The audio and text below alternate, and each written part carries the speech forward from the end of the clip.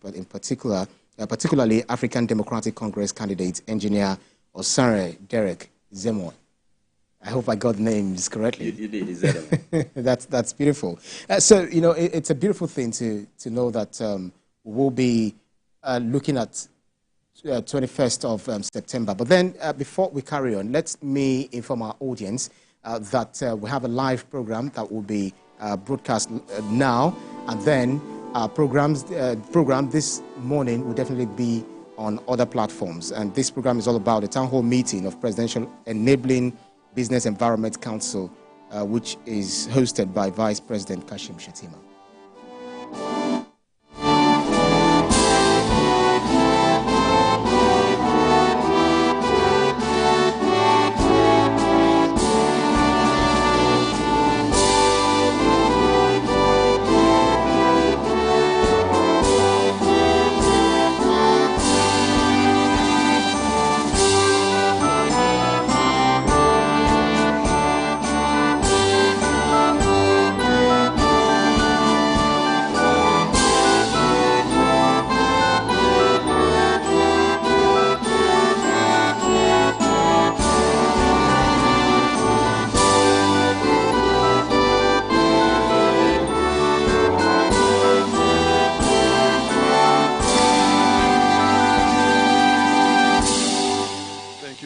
May we please kindly have our seats.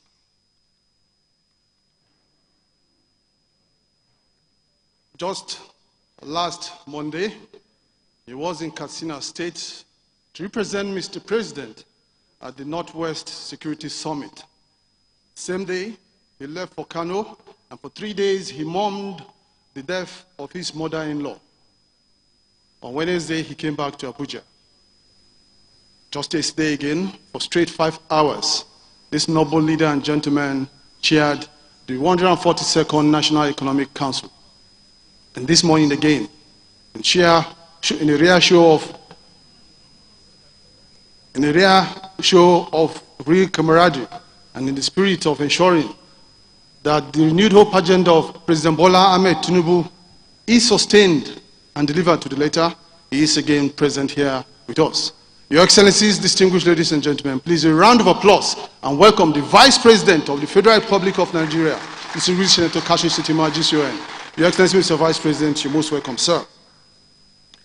Last year, in adherence to the renewed hope mandate as it relates to boosting business and investments in Nigeria, the President, Commander-in-Chief of the Armed Forces of the Federal Republic of Nigeria, President Bola Ahmed Tinubu, GCFR, said, and I quote, "We are committed to strengthening partnerships, encouraging efficiency, and creating a suitable environment for investors. We are already working hard on security. We will improve efficiency across board for good inputs and outputs, and we will build a very friendly environment for growth and investments.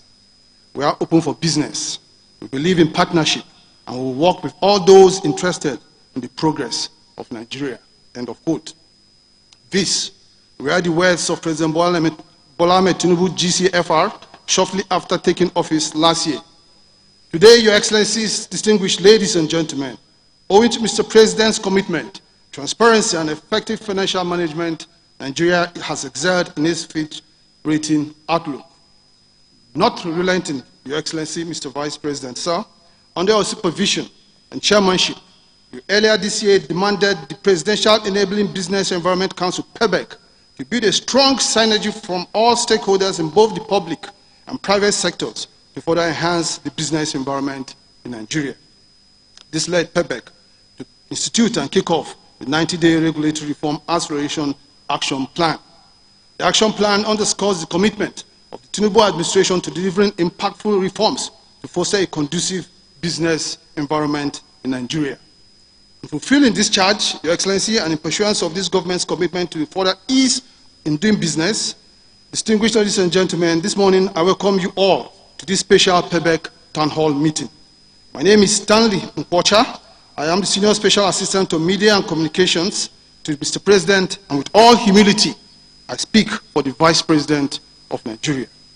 Your Excellency, Mr. Vice President, with your kind permission then, may I commence this event and quickly proceed to recognize some of the guests and participants here with us this morning. Your Excellency, sir. I have met a lot of governors, but this governor stands out. Remarkably, in all he does, he aims for the best. Your Excellency, Mr. Vice President, joining you again, as usual, and as always does, is the governor of Gombe State, His Excellency Mohammed Inua Yahya. Your Excellency, you're most welcome, sir.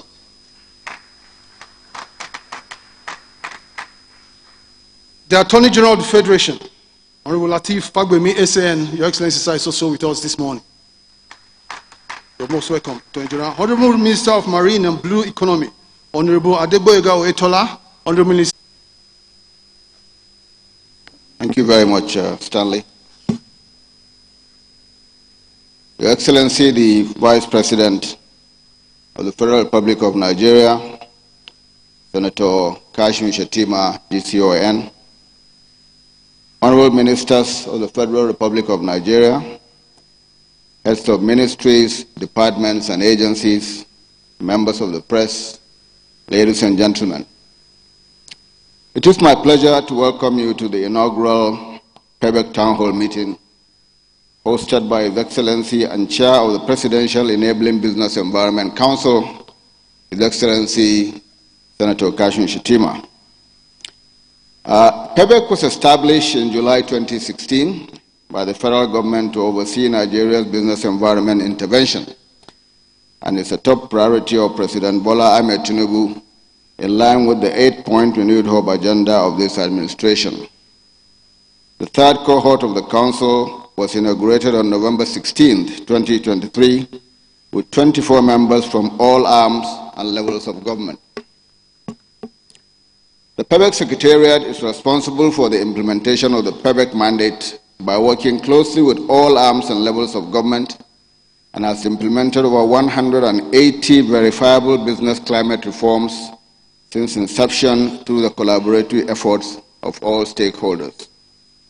On January 8, 2024, the PEBEC released its 2024 Outlook document, which contained Nigeria's business and investment climate reforms through its 5 strategic pillars, namely the regulatory reforms, which is the implementation of the Business Facilitation Act 2022, legislative and judicial reforms, which comprise the establishment of small claims court in the 36 states and the FCT, the subnational state ease of doing business reforms, which is the ranking of states and the Federal Capital Territory on how easy it is to do business at the state level, and the implementation of a first-of-its-kind $750 million Performance for Results State Action for Business Enabling Reforms, or SABER, program, co-designed by the PEBEC Secretariat and the World Bank to improve the business environment at the subnational level.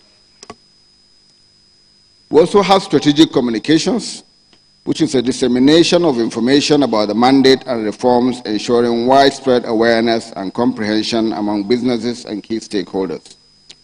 And then the new PEBEC Business Champions Program, an intervention program by the PEBEC to provide direct support to 23 large businesses with over $1 billion in revenue, along with other medium to large enterprises to stimulate economic growth and development. The 90-day Regulatory Reform Accelerator closely aligns with PEBEC's Regulatory Reforms Work Pillar, focusing on 8 key indicators designed to deliver measurable growth across industries while institutionalizing MDA-led reforms through the BFA 2022 compliance. The 30-day extension of the accelerator granted by His Excellency on the 20th of May this year brought much-needed urgency on the relevant ministries, departments, and agencies to deliver outstanding reforms. Today, we are gathered to reveal the results of a culminative 120-day period of rigorous work by the MDAs to implement the much-needed reforms for Nigeria's business landscape.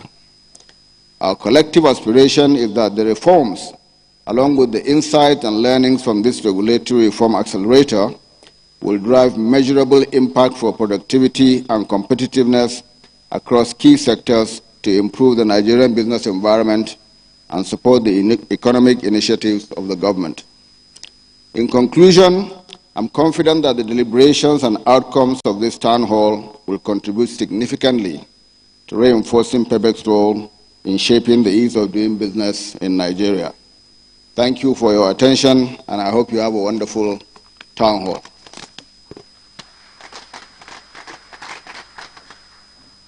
Thank you, Dikos, for each and every program that goes out from the Vice President's office. For those of us who work closely with him, he's always there supporting and marshalling these events. Please, may we please once more recognize Dikos, please. Thank you very much. Your Excellency, Mr. Vice President, sir, the lawyers would say, when they use their maxims, they will say, Nemo dot quod non habet. You can't give what you don't have. And I think it's only proper that I recognize, especially the woman who has put this together, a visionary, and a woman who, for those of us who will work with her, if you have an event with her, no sleep for you till that particular event comes to an end. Your Excellency, Mr. President, may I recognize Dr. Jumoke Oduwole, the Special Advisor to the President on PEBEC and Investment. We appreciate you so much, man. Your Excellency, with your kind permission then, may I proceed to the next event and invite Mr. Taiwo Ajetumobi for his own presentation of the 90-day regulatory reform accelerator results. Mr. Taiwo, sir. Please, may we welcome him, ladies and gentlemen.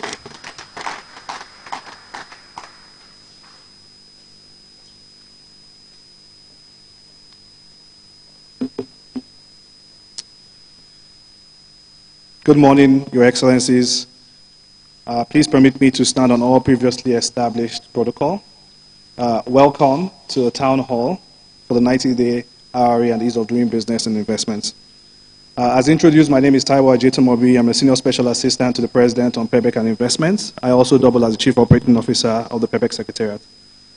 So I will run us through a few slides that will sort of highlight the result of the work done so far. Next slide, please. So we'll run through 5 different sections: an introduction to PEBEC, historical performance, the live tracking tool that we've used for this RRA journey, and then, of course, the result we've all been waiting for, and a few key takeaways. So PEBEC has 2 mandates, and PEBEC stands for Presidential Enabling Business Environment Council. It has 2 mandates, and this dual mandate is essentially to address bureaucratic and legislative constraints to doing business in Nigeria, and to improve the ease and to improve the perception of ease of doing business. To do one without the other would essentially be as though you're blinking in the dark. And that forms the basis of the work that we do at the Secretariat.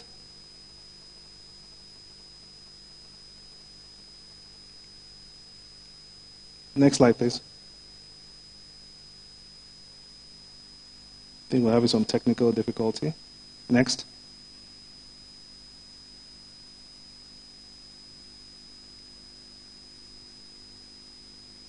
The PEBEC is comprised of very senior members of the government, chaired by His Excellency the Vice President, and includes membership of the Secretary to the Government of the Federation, the Head of the Civil Service, 17 honorable ministers, governors, the Governor of the Central Bank, as well as representation from other arms of government, that is the legislature and the judiciary. In addition, we have membership from state governors representing other levels of government, and of course includes membership by the special advisor to the President on PEBEC herself. Now, of course, we have many milestones, and we'll only speak to a couple of them. PEBEC was inaugurated in 2016, and since then we've successfully implemented over 180 verifiable business climate reforms.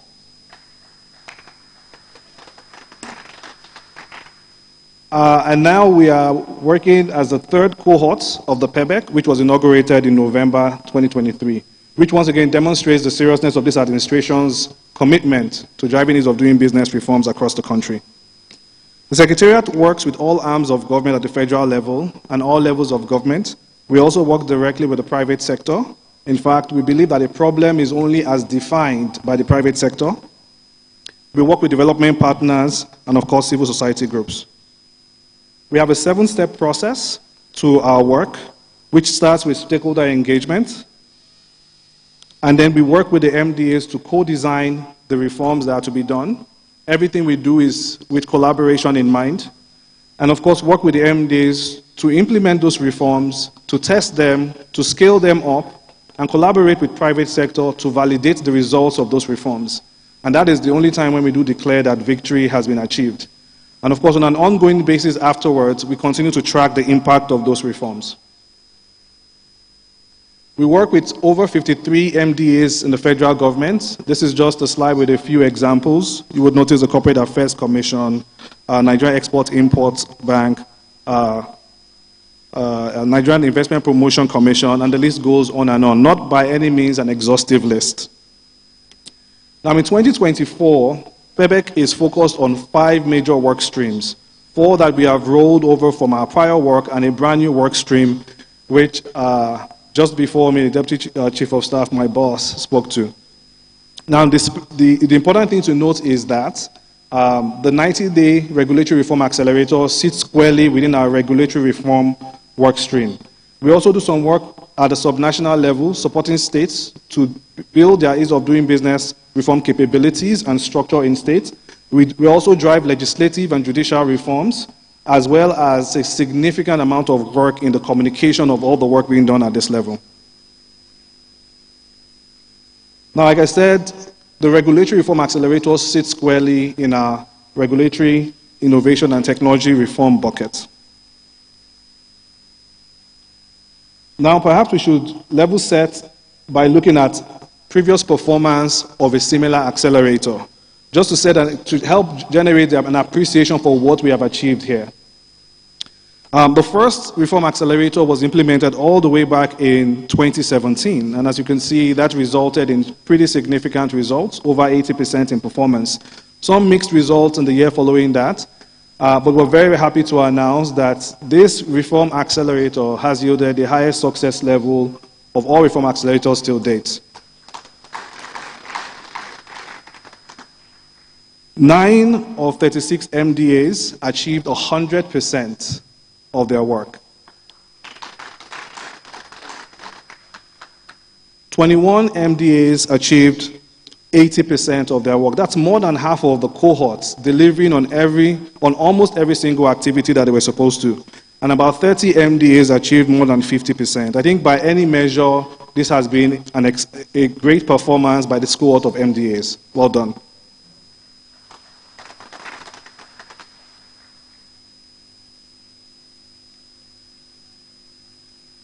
So one of the things we deployed as part of our toolkit was a live tracker. And it's if anybody would like to see the results, please, we're very happy to unveil it. You can scan the QR code right in front of you on the screen, or you can also go online at bit.ly/R,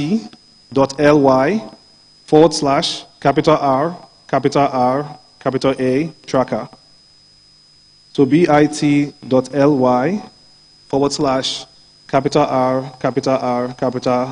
tracker. And there's quite a story to tell behind this tracker. So I'll just leave it up for another 5 seconds before we move forward.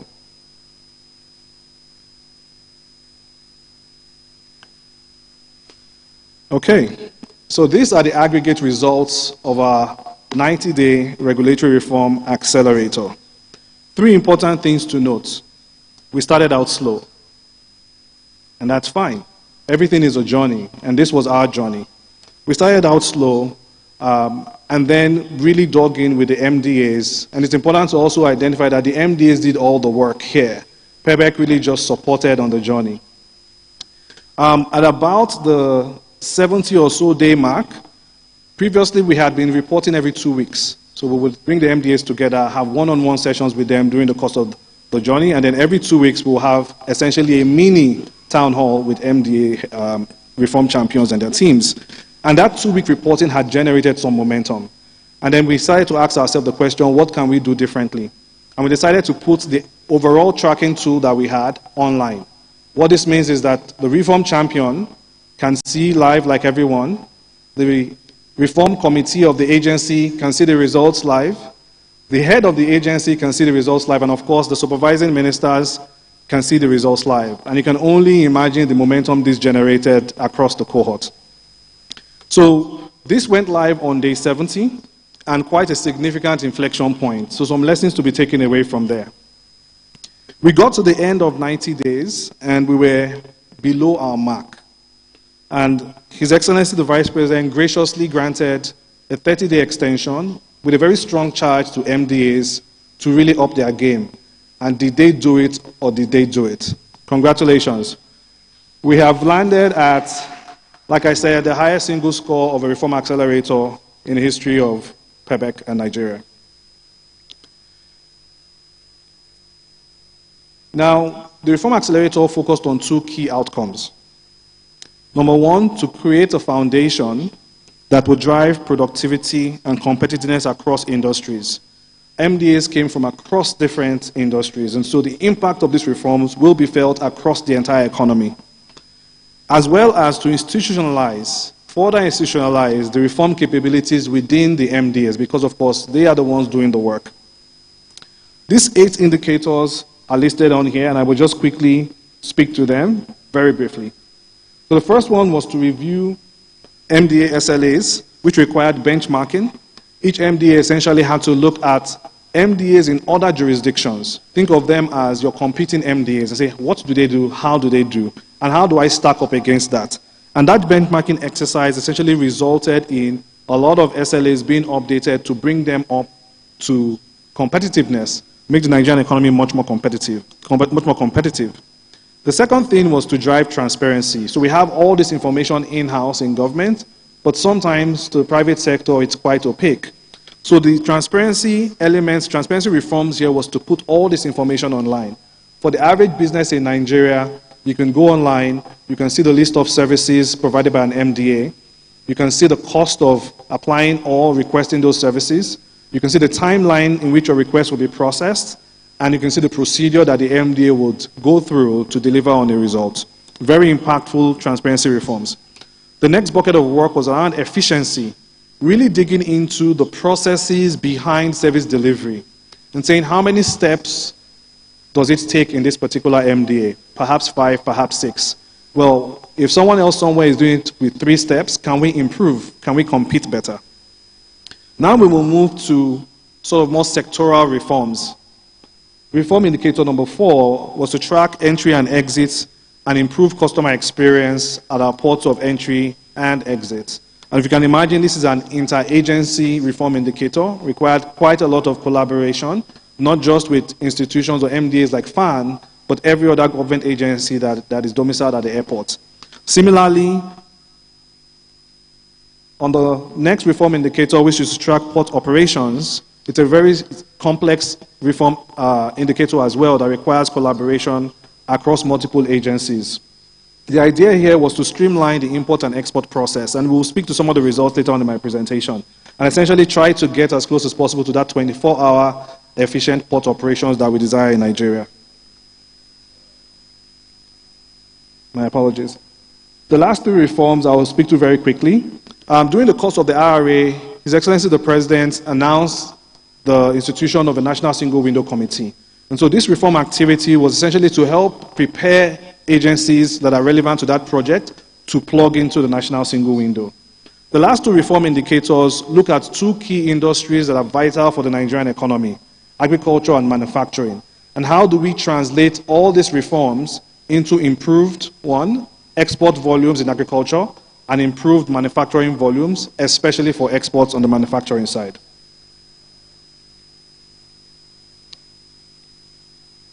Now I'll speak to the detailed performance.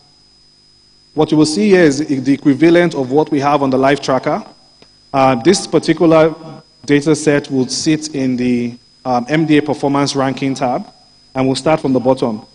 4 of 36 MDAs achieved below 25% of activities. I think the message here is we're here to help. It's the beginning of a journey. Please do not be disheartened. Of course, it's important to name names. So as you can see on the screen, it's the Nigerian Immigration Service, Special Control Unit Against Money Laundering at EFCC, Pension Commission, and the Bureau of Public Procurement. I should also highlight that a week or 2 ago, the head of BPP was changed, so we are hoping for renewed vigor behind ease of doing business reforms at BPP. It's a very important institution. The next category are agencies that scored between 25 to 50%. So showing some promise, showing that with a lot more effort, we can still move forward, we can get work done. The National Collateral Registry and the Bank of Industry, a bit concerning that these are two vital institutions in the financial services world. But like I've said earlier, it is a journey. We are in active engagements with the teams. They've worked very hard, and so we just have to double-click and see how do we move past the bottlenecks. Now we start to get into sort of higher performing agencies. Those that perform between 50 to 75%. But 9 agencies achieved this. So different levels of success, of course. A lot of the work that was done here was around transparency, taking all the services provided by the agencies, putting them online, not just on their website, on their channels as well, social media channels, and some work around efficiency reforms, streamlining their processes internally. Now, 10 of 36 MDAs performed above 75%. I think this is quite commendable, considering where we were at the end of 90 days. A lot of these agencies really doubled down and stepped up. For instance, at FIRS, significant work was done around benchmarking FIRS services against other tax agencies in other jurisdictions. NCDMB, which manages local content in the oil and gas industry, also did quite significant work in that space as well. And of course, the list is there: Nigeria Investment Promotion Council, NERC, and on. Because I'm pressed for time, I will move quickly to the grand finale. The agencies that scored at the highest level of performance across a cohort of 36. I think every single one of these agencies deserves a very loud and very vigorous round of applause.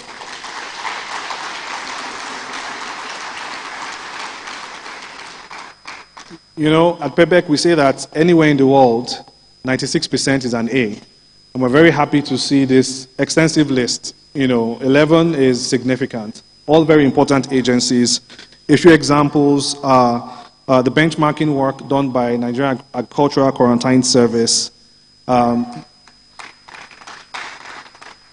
Basically pulling up, showing the courage to say we can compete with other agencies anywhere else, and we will make sure it's much easier to bring agricultural produce in and out of Nigeria.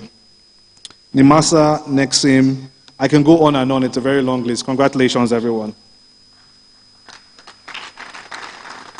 All right. So we will like to land on key takeaways or lessons learned. Really important lessons learned. Number 1, leadership matters. Leadership matters. In fact, leadership really, really matters. There are agencies in here that the only difference was the presence and the vigor of the leadership. Second is, it's all in the details. You know, the work we did with the agencies really drove down to specific things that each agency had to do. And the third is, what gets measured gets done. The tracker was a very powerful tool before. It became even much more powerful once it went online. Now we know that some agencies are already domesticating it to drive their own internal operations as well. So well done, we commend that. And I would like to land on PEBEC's sort of institutional values, how we work, and how we will continue to work, what we're focused on. Number 1 is, it's not just reforms for now, it's to build institutional capacity across the entire government going forward. 2 is collaboration. Everything we do is with us in the background and with agencies in front, and we truly win together. And the 3rd is, this is like going to the gym. It's continuous improvement. There is no single goalpost that will stay stagnant. The moment we achieve 82.1%, we start thinking about the next RRA. So it's a moving goalpost, and it's all about continuous improvement. Thank you very much, Your Excellencies. Thank you very much, ladies and gentlemen.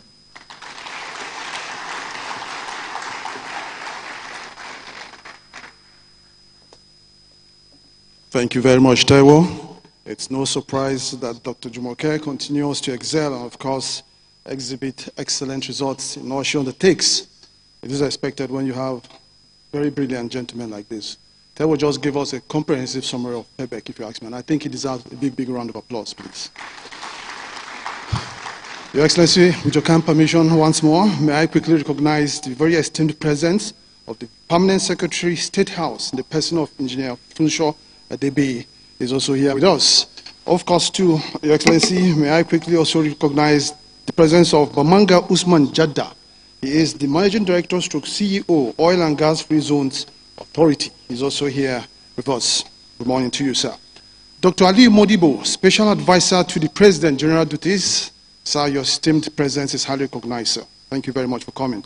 The Sodium Executive Director, representing the Group CEO of Zenith Bank, is also here with us. Victoria Wadoka, representing CEO of Nestle Nigeria PLC, is also here with us this morning. Ibrahim Imam, Group Corporate Strategist, representing Dangote Industries. Mr. Imam, your presence too is highly recognized. The DG of the MASA, Dr. Dayo Moberiola, represented by the Executive Director, Abba Jibril Lawan, you're also recognized. Sir, not forgetting Dr. Latif Shitu, Director General, NGF, ably represented by Solomon Afun, the Cyber Project Coordinator. Sir, at this juncture, Your Excellency, Mr. Vice President, Your Excellencies, distinguished ladies and gentlemen, we shall be going in for a panel session. And who else better conduct this session than a known face? She is none other than Nancy Naji, who shines brightly as a prominent figure within Nigeria's media landscape, lauded for her substantial impact on journalism, financial literacy, and of course, economic progress. Nancy now commands the stage with her own Moneyline with Nancy, continuing on AIT. This acclaimed program not only delves into the intricacies of trade, commerce, and finance, but also serves as a platform for critical national and international dialogues. Through insightful interviews and thoughtful analysis, Nancy bridges the gap between policymakers and business leaders addressing key economic issues facing Nigeria. Your Excellency, the Vice President, her influence resonates globally, evidenced by her moderation of events for prestigious organizations such as the federal government, the World Bank, UNDP, IMF, UNICEF, and indeed a whole lot of industries. She is a fellow of various institutes, a member of the Dar Communications PLC News Editorial Board and the Society of Nigerian Broadcasters. Nancy's leadership and professionalism have solidified her as a beacon of influence and progress in Nigeria's economic and media spheres. Your Excellency, Mr. Vice President, I beg you to allow me to yield the floor now to Nancy Naj. Please a round of applause for her.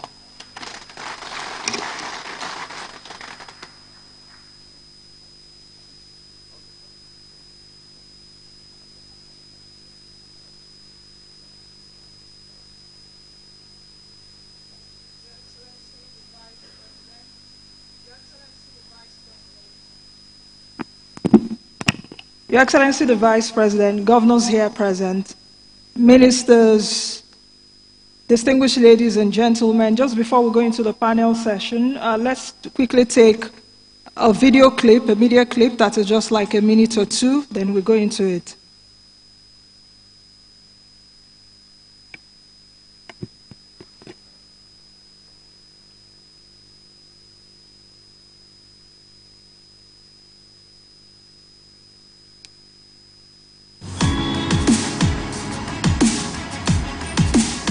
It's Monday morning, and in a boardroom nestled within an office complex in the heart of Nigeria's capital city, Abuja, a team of young Nigerians are getting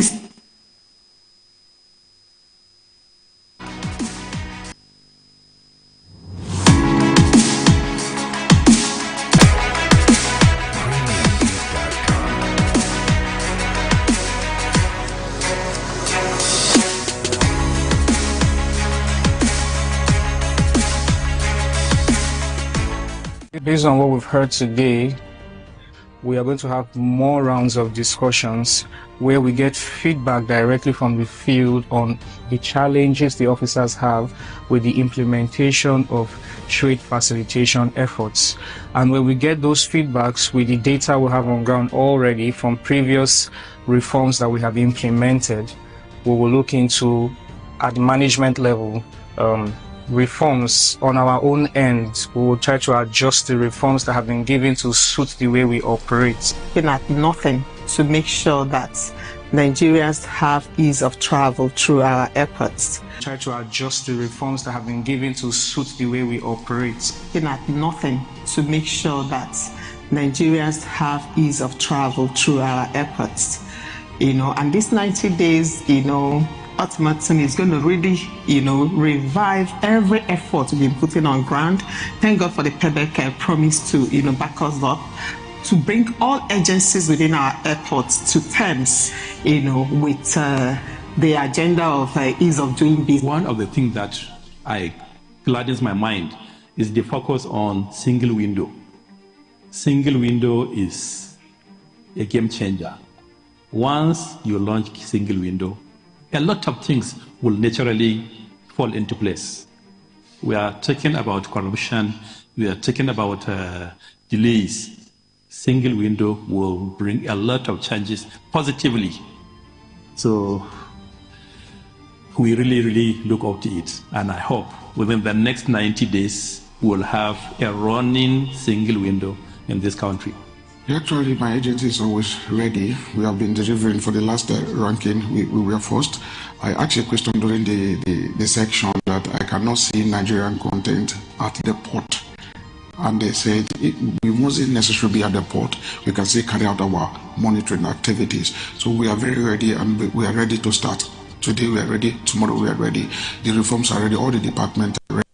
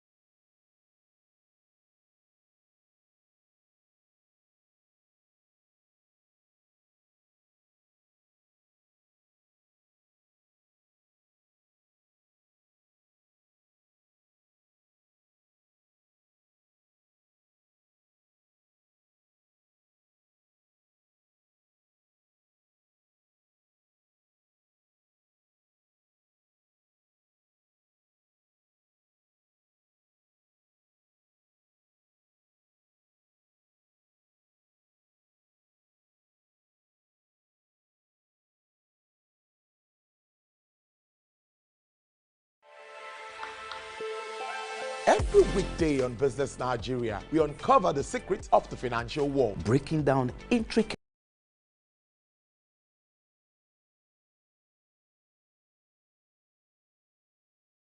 lessons learned from the reform process and suggestions for enhancing future initiatives. So without much ado, let me quickly introduce my panelists.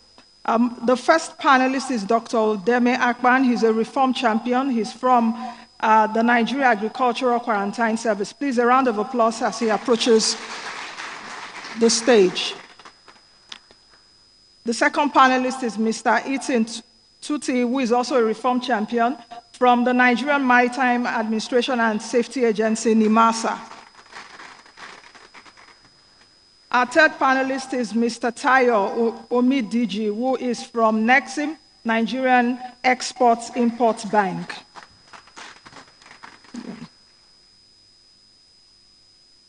Our fifth panelist is Comptroller Naifiu Isiaku, a reform champion from the Nigeria Customs Service. While the last but not the least is Dr. Momodu Omogbagbe, who is also a reform champion, Securities and Exchange Commission. Please make that applause louder and more resounding. Thank you. So please put on your mics. Okay.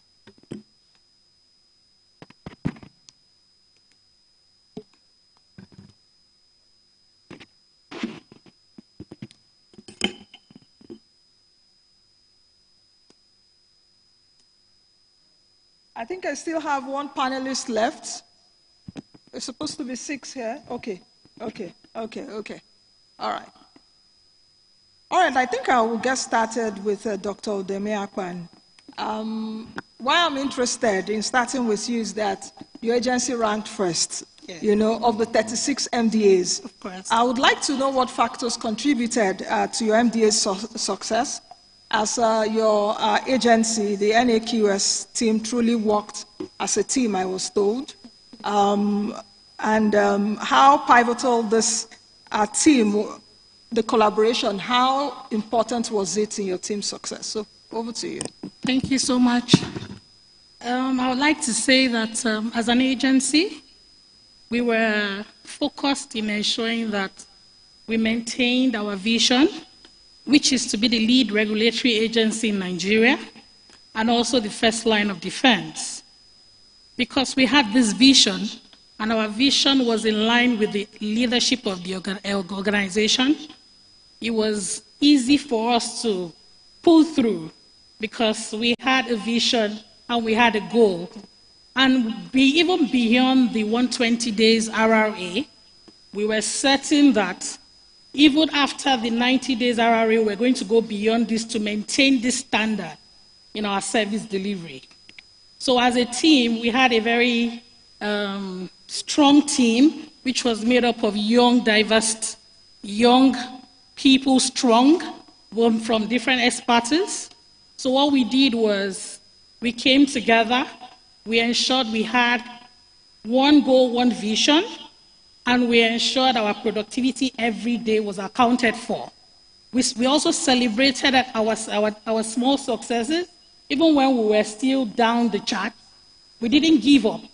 We still kept on the spirit. We knew that we had where we were going to, and it was important as an agency to still put our face and our eyes on the goal. Okay. Yes. Okay, I'll come back to you later. I did say I was missing someone on the panel, so let me call Mr. Tebo Esuga, who is from the Nigerian Ports Authority.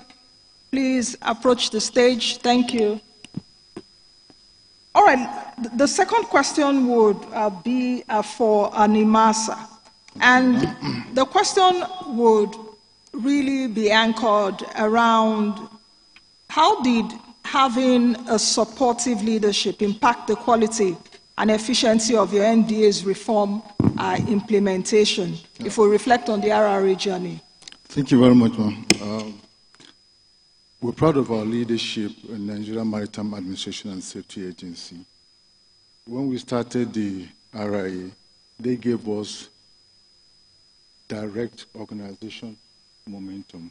At first, we started not too strong, but when they got involved, we give them regular update. In achieving that, we drew out a priority list on the reforms, and we arranged a chain at which we'll be able to address them, having in mind the target end day of the RIA. They gave us also expedite approval in terms of the sign-off once we're able to engage with the Secretariat to come up with the responses and the solutions that are quite required. They actually gave us a good support, having in the back of our mind the main purpose of what we intend to achieve at the end of the RIA. For example, in the marine industry, the target we want to attain is to make the blue economy flourish. So most of the reforms that were put in place gave us a platform to keep the BFA on a foundation that will enable that blue economy journey to flourish. Okay. Let me move over to Nexim. And one important thing also that I noticed is that Nexim was in the top 5 MDAs every week of the RRA. And in fact, was in the top 3 for 90 of the 120 days.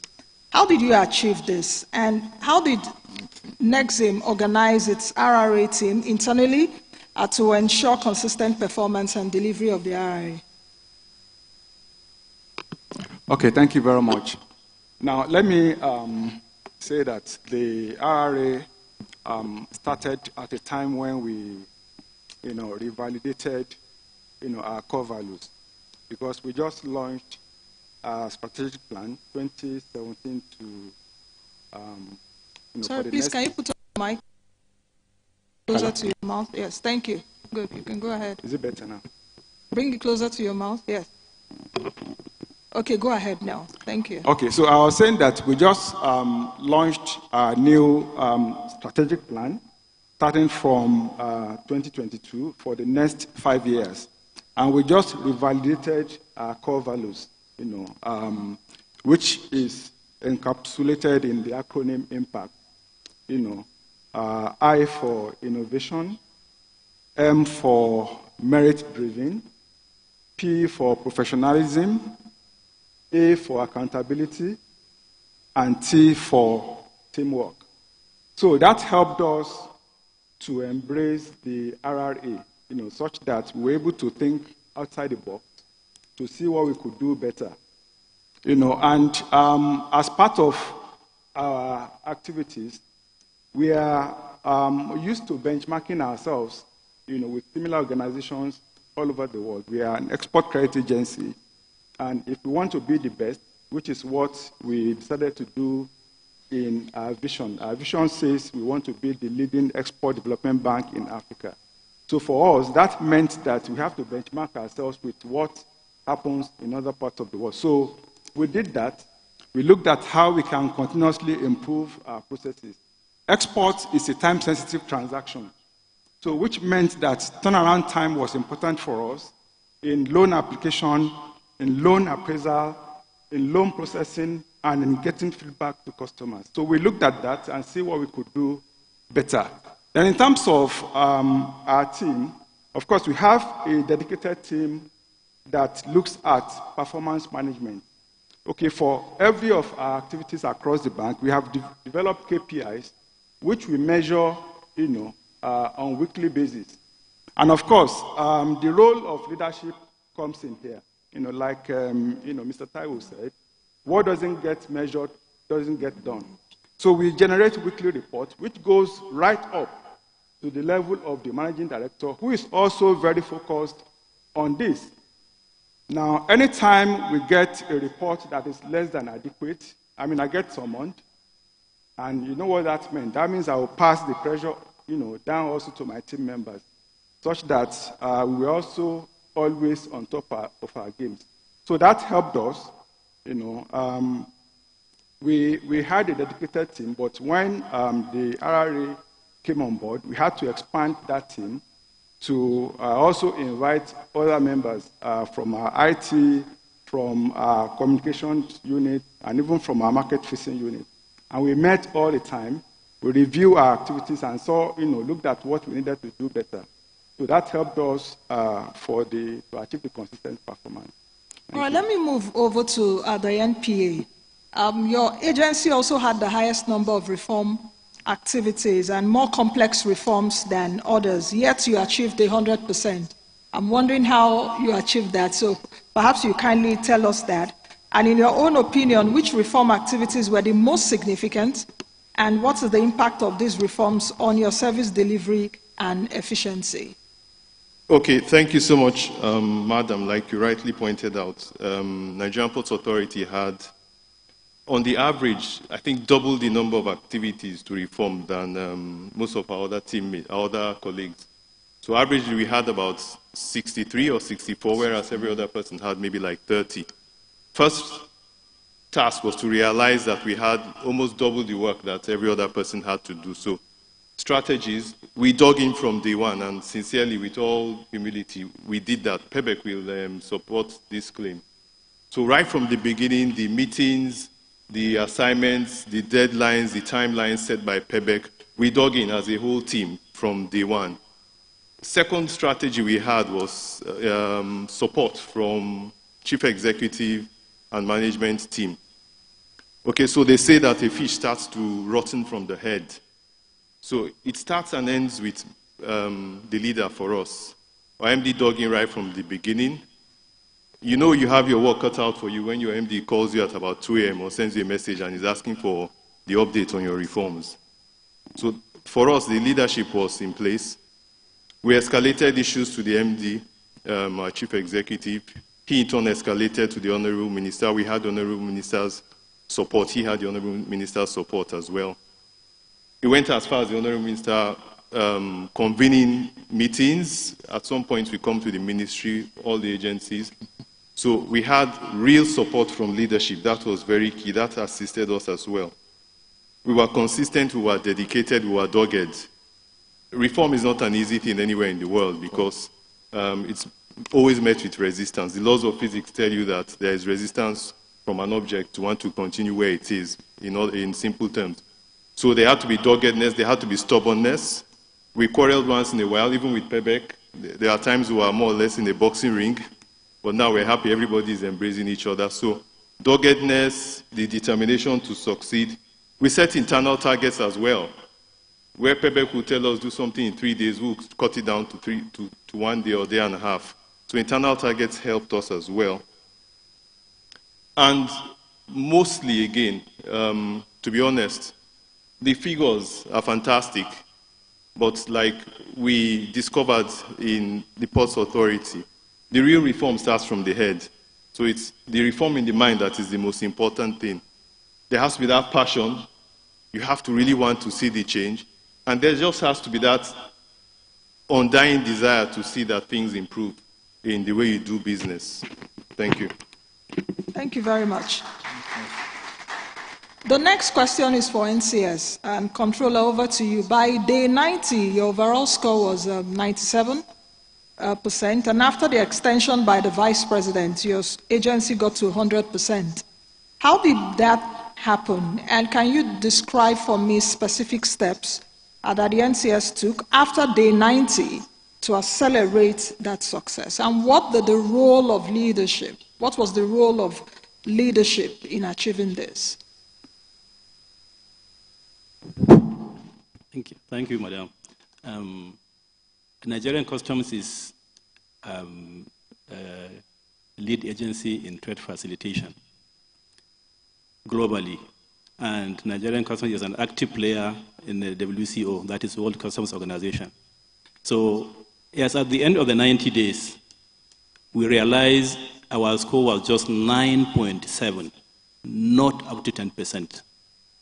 And we felt it is a big challenge because Customs is the co-chair of the National Trade Facilitation Committee, which is saddled with the task of ensuring that business is facilitated in the country. Now, if at the end of the rating we are scored only 9.7, then that means there is a problem somewhere. So it poses a challenge to us. So the Comptroller General now called our team and said we have to look down and see where and how do we get it wrong. Because most of our operations, almost 97 are automated. So why do we fail? Where are we likely to fail? So he sat down with us physically and we drew up measures to take. One of the first measures we did was we realized there was a disconnect between our team and the FEBEC team. So after mapping our strategies, the first item on the agenda was to engage the FEBEC to sit down and understand ourselves, for us to understand what the RRA is all about, and for them to understand what our operations are.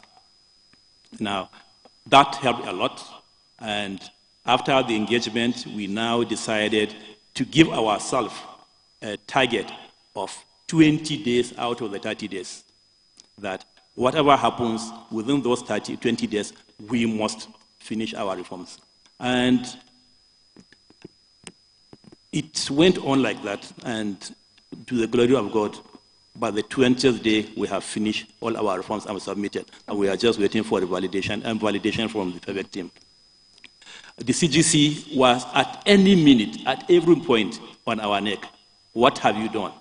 What have you left to be done? And we did not sleep within those 20 days. We were on and up, always up and down, trying to see that we have done what we should do. And to the glory of God, that's where we are today. Okay. And the role, like I said, the CGC physically was there, and he ensured that all his management team gave us the maximum support we need. There is nothing we demanded that we didn't get. And I think that helped a lot to ensuring that we achieve the 100% by the end of the day. Thank you very much. Please, a round of applause, because it's worthy of note to say, in fact, the score was 9.7%. So I wondered how you achieved 90.3% increase to get to 100%. But now the next question is for SEC, and I would please implore us that we answer quickly. After the questions for SEC, I'll just go once again, round again, there just once, because we have a town hall discussion after this, which is also very important. So, Dr. Momodu, for SEC, it's also very interesting, considering the initial slow start and the poor performance at the beginning. What changed? And what was the motivation for your MDA to implement and meet the targets of the RRA plan? And what key lessons did you learn? Thank you very much for that question. The Securities and Exchange Commission has a twin mandate. The first mandate is to regulate the market. The second one is to develop that market. Central to this mandate is really the work of PBEC. It's excellent service delivery, customer service, efficiencies, and all the processes around that to make sure that we aspire to be a world-class market. To answer your question directly, there's one single significant and most important driver to success for us. It was the new DG.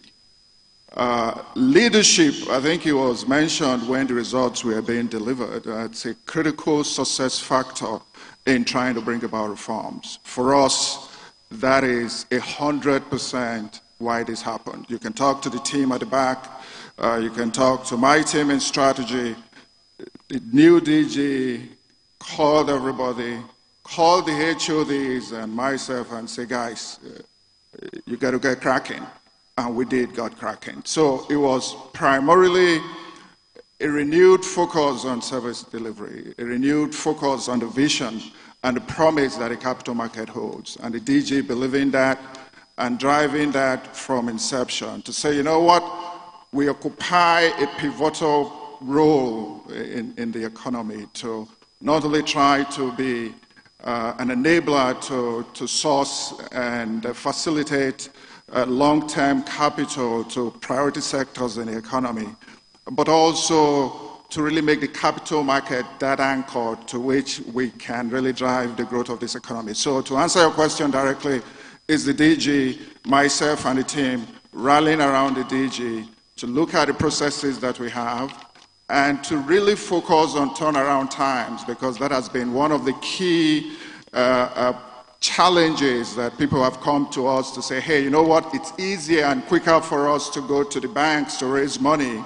even if it's going to be more expensive. So that is a key concern for the DG, and it falls squarely into the work we do. So again, DG and team, we woke up, we rose up, and we got it done. Thank you. All right, thank you very much, Dr. Moore. Let me come back to Dr. Akman, and I would like to ask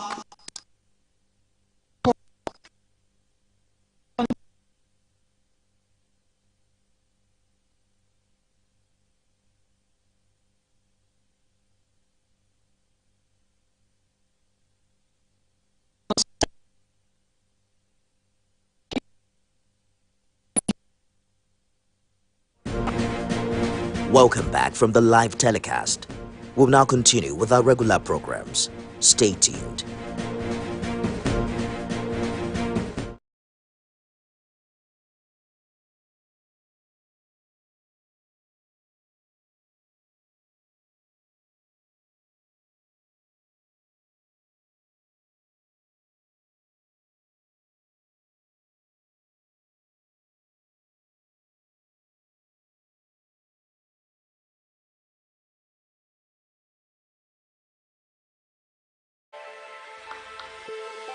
Every weekday on Business Nigeria, we uncover the secrets of the financial world, breaking down intricate economic and financial matters. We analyze the stock market, shares, bonds, In the thrilling world of cryptocurrencies, we unveil and analyze complex policies of the CBN and other government parastatals as they affect your everyday life, keeping you a step ahead every time. Okay, this is good. Facts matter. Our team dives deep to separate fact from popular opinion. We simplify complex government policies as it impacts your everyday life, helping you navigate the ever-changing financial landscape. Watch Business Nigeria every weekday at 2 p.m. only on TVC News. First with breaking news.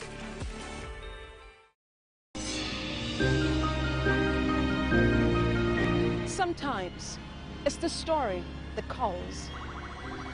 At other times, the people just want to be heard. School, I need students, but I need teacher. Can't continue like this. Their voices re-echoing through time itself. We haven't done anything. If the tide is high, everybody run for safety.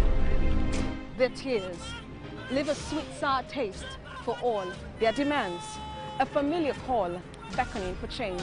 In our world, no one expects a disaster to happen. But when it does, we'll be there to x-ray all sides, from the east to the west, north and south. Community Forum will examine the oddities and challenges to economic development, as well as issues yearning for government intervention. Watch fresh episodes of Community Forum on Sundays by 9:30 p.m. only on TVC News. Doubt and fear doesn't occur at the canvas, it shows in the canvas. It shows the conation of raw earthen material slabbed, stroked and molded at a pace provided by the doubt and fear. Every move way in the struggle of one to the other, merging the past to the present, brushstrokes of colors seen but not known. For when the wailing stops, the pieces settle down in abject beauty erected for a century of a century. Speaking, advocating, protesting as the arts are meant to be.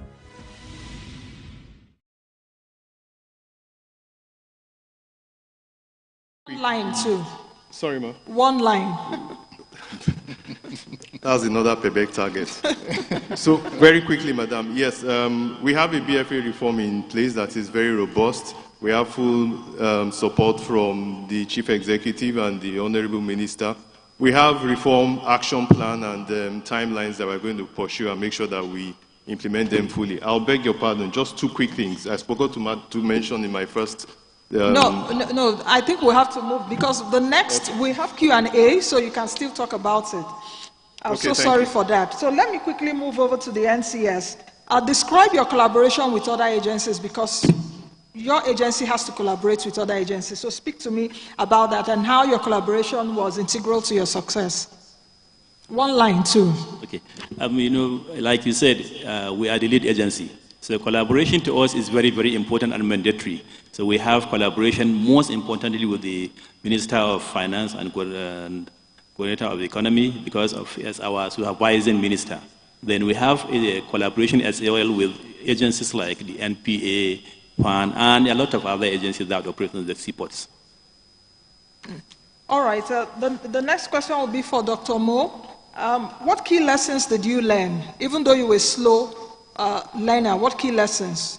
Very quickly. Yeah, thanks. I think it's really relearning the importance of senior management leadership and also consistency and really meeting from time to time. You have a target, you go back and revise it, and you work together. I think it was teamwork, collaboration, and a strong and relentless focus on results.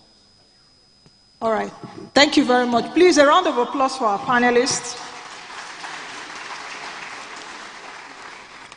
No, you still sit back a bit because I think we're getting into the next segment. So not to worry, just sit down. We're getting now into the town hall discussion, which is very integral. And let me just lay a few ground rules. This town hall will just be for the next few minutes. We've heard from the MDAs here, and I know there are also other MDAs, even in the audience. I see that we have many DGs of other MDAs here present too. This town hall is specifically designed for us to engage in an open and constructive dialogue that addresses the concerns and expectations regarding reforms. We've heard what Mr. Taiwo from PEBEC earlier has said. We've also heard what you told us earlier. We recognize that this next segment, which is the town hall session, is crucial for MDAs to listen to the grievances and complaints of Nigerians and also get feedback. And during this next session, the town hall session, I encourage you all in the audience to ask questions, to share your experiences, to provide feedback on the reforms that you expect to see, as your impact will also help shape the next round of reforms. Dr. Jumoke Oduwole, the Special Advisor to the President of PEBEC and Investment, is here. DGs are here, ministers are here, so that we can all listen to ourselves and constructively give ourselves our feedback. So I expect questions, feedback also from the private sector represented here, businesses, non-government stakeholders, government guests as well, development partners. Please also note that you can submit your comments as well as your complaints online to report.gov.ng, and PEBEC will collate all your submissions and harness them for the next round of our reforms. You can also visit the website at www.pebec.gov.ng. You can also visit report.gov.ng and all their social media handles. On Instagram, it's at businessmadeeasyng, and on other social media platforms, it's at pebec.gov.ng. So this next segment should be interactive. I'm looking forward to it. Let's work together to create a more business-friendly and attractive environment. So the town hall begins now. So I would appreciate that the mics will be in the room. The way it's going to go, you would raise your hand, you will say your name and your designation, and you have less than 1 minute to ask your question or give a feedback. Dr. Jumoke is in the room. Mr. Taiwo is in the room, DGs are in the room, ministers are in the room, so we can actually take your questions as well as feedbacks. I would also like to hear from PEBEC champions, PEBEC business champions, as well as NECA, if NECA is in the room, if telcos are in the room. These are people that actively do business here in Nigeria. Let's know where the shoe pinches you. So the town hall starts now. Please, is the mic available now? Who bells the cat? Okay, I can see. We'll take, good. I can see the reactions are coming. We'll take the first 4 questions, 2 from this side, then we can take 2 from this side. Fantastic. Okay. Thank you very much. Go ahead. Your Excellency, sir, all protocols observed. My name is Tobechukwu. Sorry, please, can you amplify? We can't hear you. My name is Tobechukwu Okibo. I'm Chief Corporate Services and Sustainability Officer for MTN Nigeria. First, just one question. I've listened to how the people sitting on the panel has done so well to get to the high percentages. Can somebody please expatiate on how that has actually contributed to ease of doing business for organizations? That would be the first question. My second question will be around regulatory certainty. We have a lot of regulatory... Sorry, please, can you be a bit more audible? We're struggling to hear you here. Yes. Okay. My first question is how all the success that we have spoken to has actually translated to ease of doing business for organizations. And my second question speaks to regulatory certainty, where in doing business you have overlapping regulatory authorities.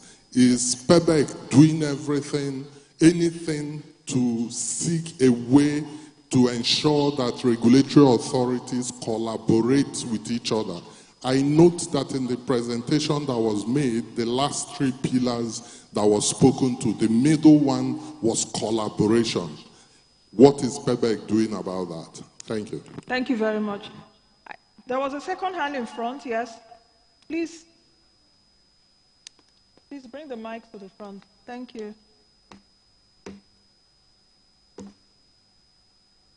And please, the questions should be around what we're doing here today and the mandate of PEBEC, it shouldn't be a question around what the mandate of PEBEC, what is not the mandate of PEBEC. Yes, thank you. Please go Thank you very much, His Excellency. All protocol duly observed. My name is Dr. Meka Asebu, Assistant Controller General of Quarantine. Mine is not a question, but in line with the question you asked my colleague up there about NAQS, which she answered very well. I just want to add, apart from facilitating trade, NAQS, Nigeria Agricultural Quarantine Service, is also an agency mandated to safeguard the nation against diseases and pests of agricultural importance. It's very important we know that, because apart from us doing that, it's the disease aspect and pest that brings good marketing and strategy to this country. Thank you very much. Thank you very much. Okay, because that was not a question, actually. All right, let's come to this side of the room. I see two hands here, please. And please, this town hall is really about asking questions. I would really like the audience, business organizations, private sector, to ask questions, not really about government. You know, you should be hearing feedback from Nigerians that you serve. Thank you. Morning all. I stand on existing protocol. My name is Lady Constance Eke from Oil and Gas Free Zone Authority. I want to thank God for the opportunity of participating in this PEBEC town hall meeting. I want to bring into light our experience. We deal with... Okay, excuse me, ma'am. I will need to cut you short here. We have ground rules. We don't want to hear from MDAs now. What this town hall is really about is to hear from Nigerians. It's not about government praising yourselves. Do you understand what I mean? So please, let's get questions from Nigerians that are here, doing businesses, small businesses. That is what reforms are all about. Thank you. Please, another hand, someone that wants, good. Thank you. Yes. Hello, everyone. Good afternoon. My name is Ibrahim Imam. I work at Dangote. I do group corporate strategy at the Dangote Group. I don't have a question this morning. I have a comment. It's quite interesting what PBEC is doing. I think that largely most businesses, large, small, medium scale, have the same peculiar kind of concerns, which are internal and external. Now, PBEC is making a channel for businesses and individuals to be able to communicate challenges they might have internally and have something done to address this. Also, it also helps communicate external factors that might affect your businesses as the years stretch on.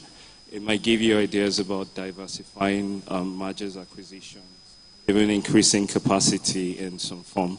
So it's a very nice initiative, setting up PBEC, and I like what I heard here today. Thank you. Thank you. Sorry, I have also the BUA group. Sorry? BUA, the Okay. BUA group. Thank you. He chose to introduce me. Thank you. Your Excellencies. My name is Engineer Dele Abuye. I represent the BUA Group. I'm the Managing Director for BUA Foods PLC, one of the foremost food business in Nigeria. My question is to request from the panel members the result we've seen and the activities you've carried out.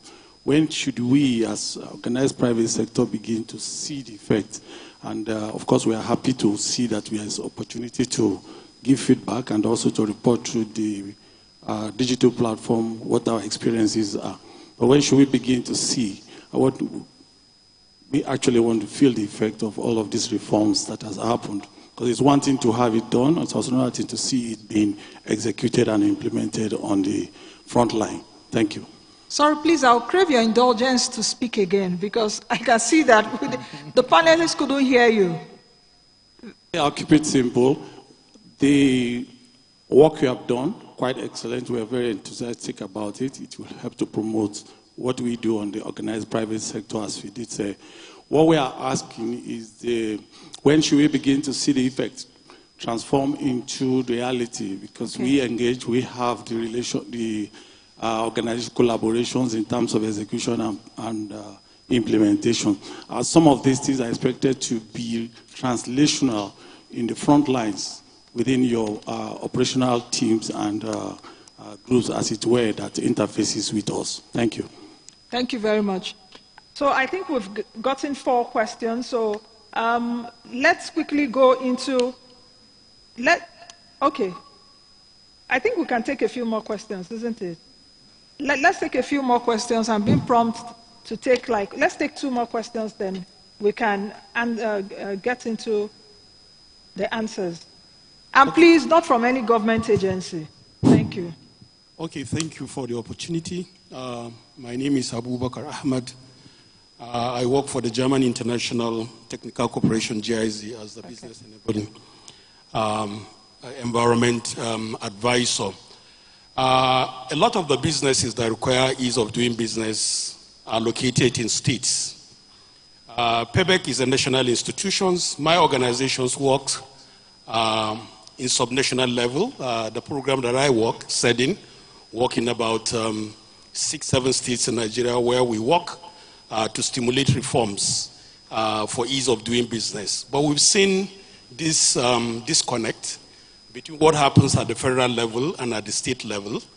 And the MSMEs, which comprise over 70-75% of the business landscape, are feeling there's so much heat, and these reforms are supposed to be cascaded to them.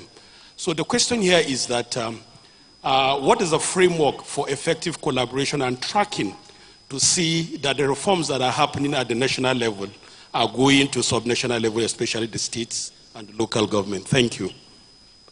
Thank you very much. One last one. All right, thank you very much. Your Excellency, sir, please permit me to stand on existing protocols. My name is Ire Charles Osagede, Regional Head, UPA, Abuja. Thank you. So it's applaudable to see that performances are being tracked periodically, and this is done at the highest levels of the organizations and institutions. It's interesting to note that this has achieved efficiency and high results. I mean, these are things we see in the organized private sector. So my question is, how can this be institutionalized across all MDAs such that these results can be seen across board and it can be a culture, just like we have in the private sector? Thank you. Thank you very much. So we've gotten questions from MTN, Boa Foods, GIZ, as well as UBA. I think that's the last round of questions.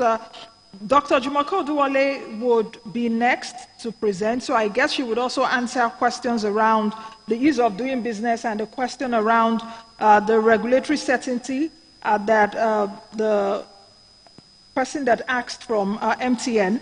The question around turning effects into reality, that's what you discussed earlier in terms of putting it into reality. That would also be answered, I guess, from Dr. Jumoke when she comes up. There's also one very important issue which was raised, that how do we begin to see this framework, all of the things that the MDAs are doing, how do we begin to see the frameworks cascade into states?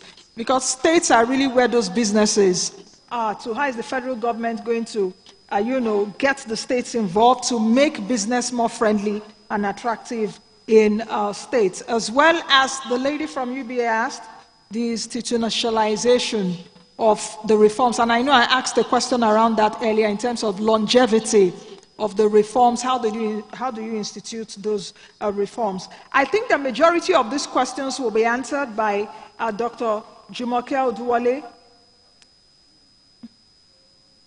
Okay, Dr. Jumoke is saying we should go ahead. Okay, so it's really a town hall that we should go ahead with the questions. Okay, so I'm being given the directive that we can still go ahead. So let's see your hands, more hands for questions. Then after that, I guess Dr. Jumoke will come and answer those questions too. Do we have other questions? Yes, please.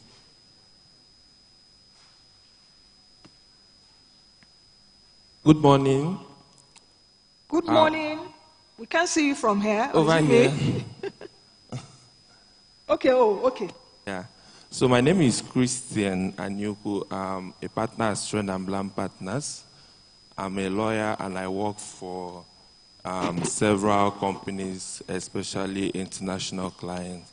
So I'm going to speak to my own area of practice and experience. And I don't know why this particular department is not being met. That is the Commercial Law Department of the Ministry of Trade and Investment, right? So this department is actually very important for doing business because before most companies come in, they have their trademarks or patents and all registered. And for some, products that require NAFDAC licenses for importation, you need a trademark to process the license. Now, this particular trademark registry is fraught with so many challenges. Presently, the online platform that we use for filing and getting our certificate is totally down. Most of the filings cannot be done. You file, you wait for years to get your certificate. In fact, presently certificates are not being printed because the online platform is not working. So how do companies come in to do their businesses if they cannot protect their intellectual property? So it's very, very important to be addressed. And then on the second aspect of it is the collaboration between some of these government agencies is very key. So for instance, sometimes you go to NAFDAC and they will need to, confirm your trademark registration or something.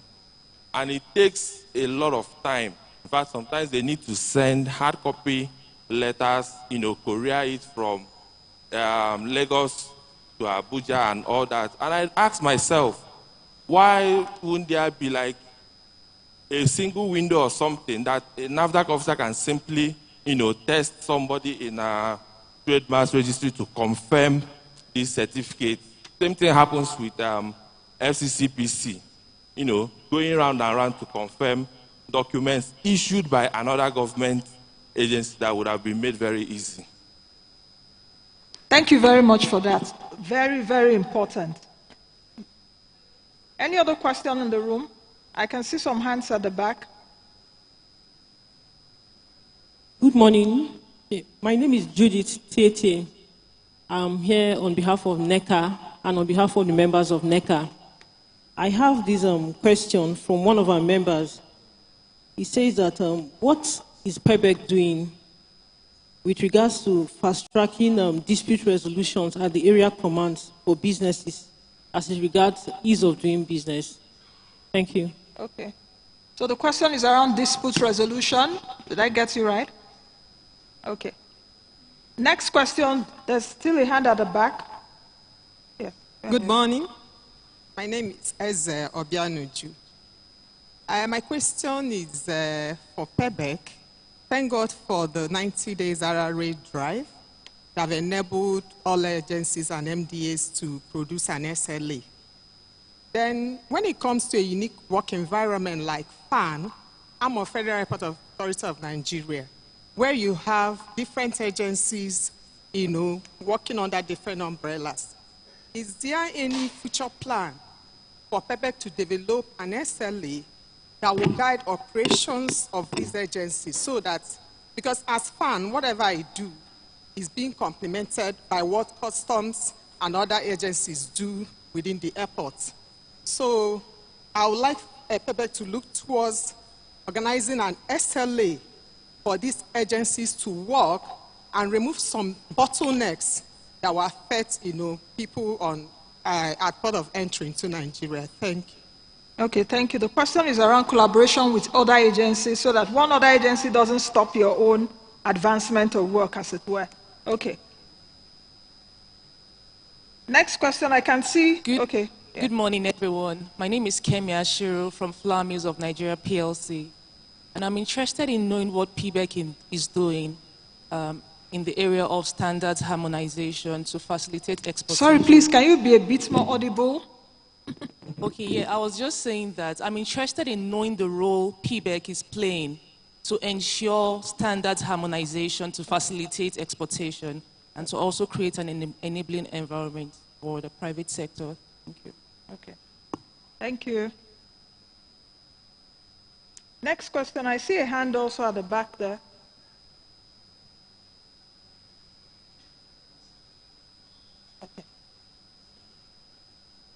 Okay, I think we can end really on this note, and Dr. Jumoke will be coming up soon, but the questions that we've gotten now, which is very important, are questions around online platforms, certificates gotten online, and I think that the Trade and Investment Minister is here, the department concerning trademarks and IP are also here, so I think they should have taken note of that. Questions around certifications for NAFDAC too. Perhaps representatives of NAFDAC are also here. NECA asked a question around dispute resolution. Dr. Jumoke would be talking about that in a bit. FAN talked about collaboration amongst other agencies. Then Flour Mills raised the issue around standardization. So thank you all for your questions. It's been so nice having this town hall platform. Like I mentioned earlier, it's really about hearing ourselves, not about government telling us or eulogizing themselves. It's called the town hall for one reason, to get feedback, and these feedbacks that have been gotten, PEBEC will use these feedbacks for the next round of reforms with the MDAs. So thank you very much, panelists, and thank you all for your questions, comments, as well as your opinions. So please, a round of applause, Your Excellencies, governors, ministers, distinguished ladies and gentlemen. At this juncture, let me bring on stage the Special Advisor to the President on PEBEC and investment, Dr. Jumoke Oduwole, MFR. Please, can we give her a round of applause?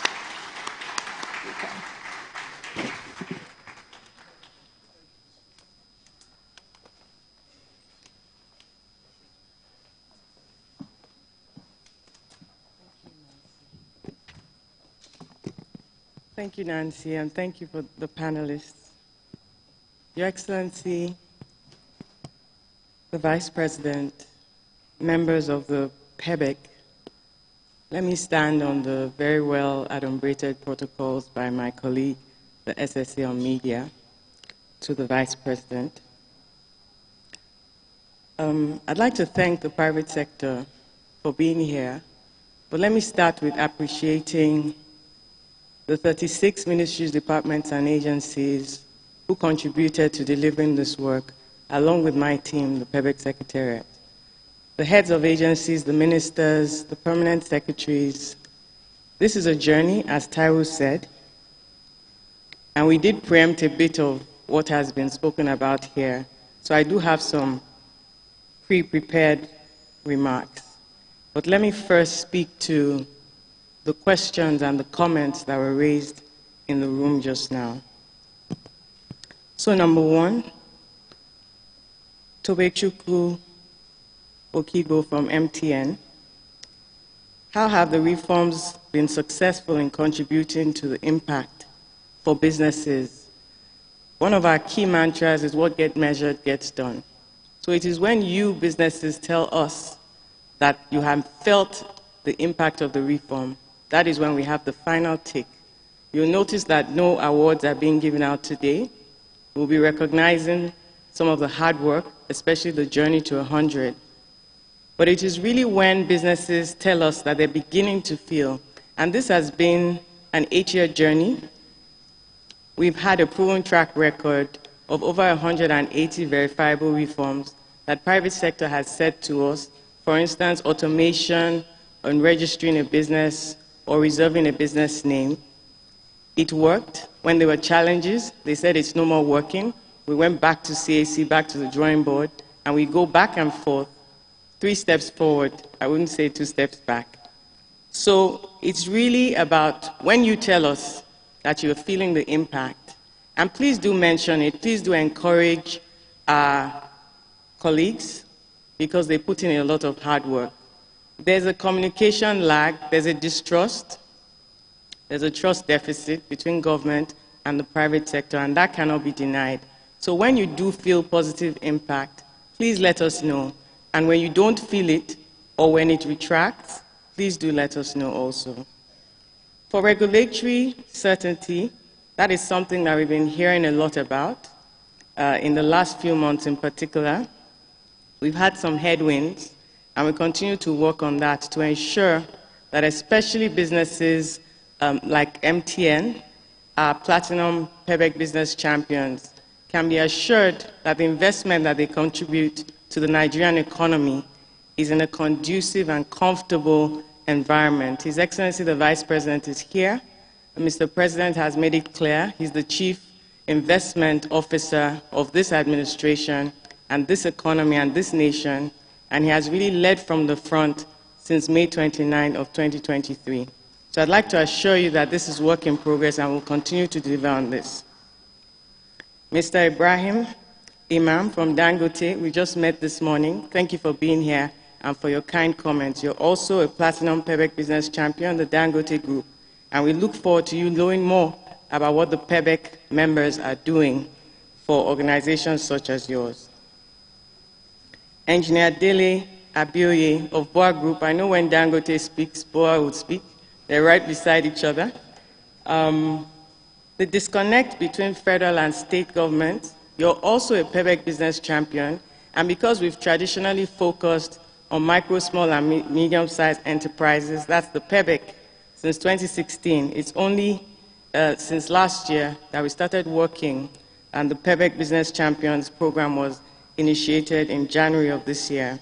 But I'm delighted to tell you His Excellency, the Governor of Gombe State, is sitting right here beside His Excellency, the Vice President.